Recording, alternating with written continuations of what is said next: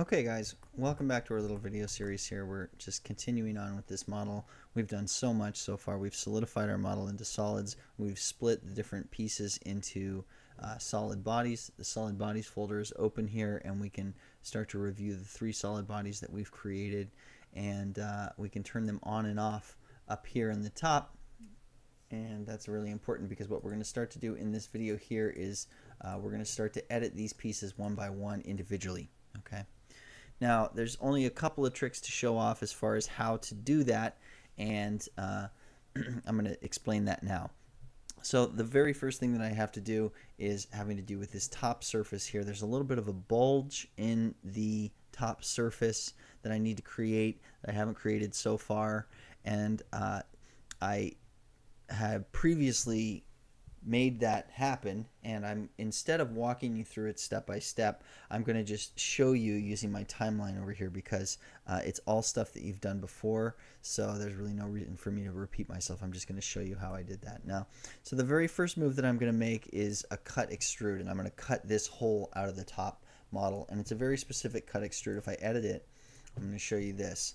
So there's the cut extrude. I drew it on the top plane, and I just did a straight cut extrude that went up. Okay, but the one thing that I did that's different than typical cut extrude is down here, and it's called feature scope. All right, this is on every property manager for every cut extrude that you make. Feature scope is right here, and this has to do exactly for what we're doing, which is when you're editing a model that has multiple bodies, you use the feature scope tool to tell your cut extrude which body you'd like to cut through and which ones you don't want to cut through.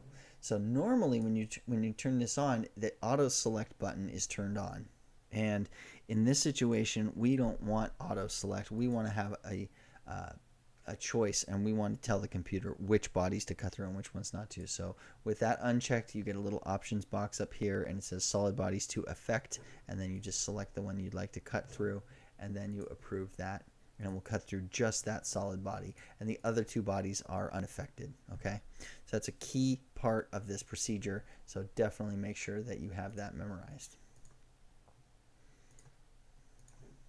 Okay, the next move that I make is I go with a delete face, and I delete that interior face. You see that there's this interior face right here, because right now this is a solid piece, and I want to transform it back into surfaces temporarily.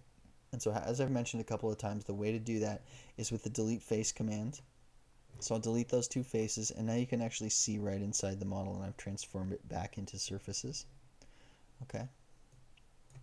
The next thing that I do is I create a extruded surface, or what I'll do is off the right plane I'll take a curve and I'll draw the profile of the bump that I want to get right here, and that looks like that.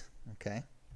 It's a very specifically drawn sketch. I've got it pierced to either end of the model, and I've got it set curvature continuous to either side of the model, and then I've got three very carefully placed points along this thing where I'm going to later put planes. So it's the same procedure as all the other boundary surfaces and filled surfaces that we've made.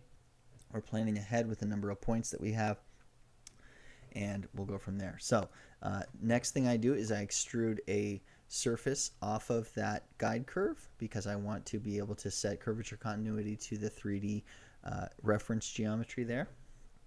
Okay, and then I just go through and I create three planes, one on each of the points of the curve that I mentioned before.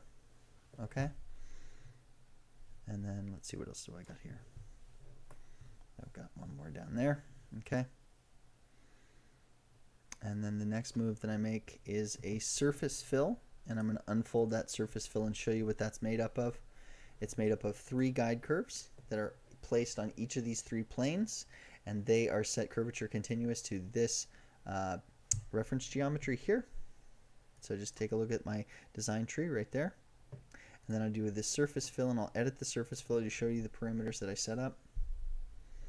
I've got it set to curvature. I've got that set to apply to all edges, optimize surfaces on, and also fix up boundary is on. And I had to experiment quite a bit before I got to this level of detail, just clicking on and off these options to find the right method. Okay. Now then, the last thing that I'll do is I'll just mirror that surface across so you can see it kind of hiding under there. And I'm going to, I'll actually hide this reference geometry here so that we can see that mirror in a little bit more clarity. Okay.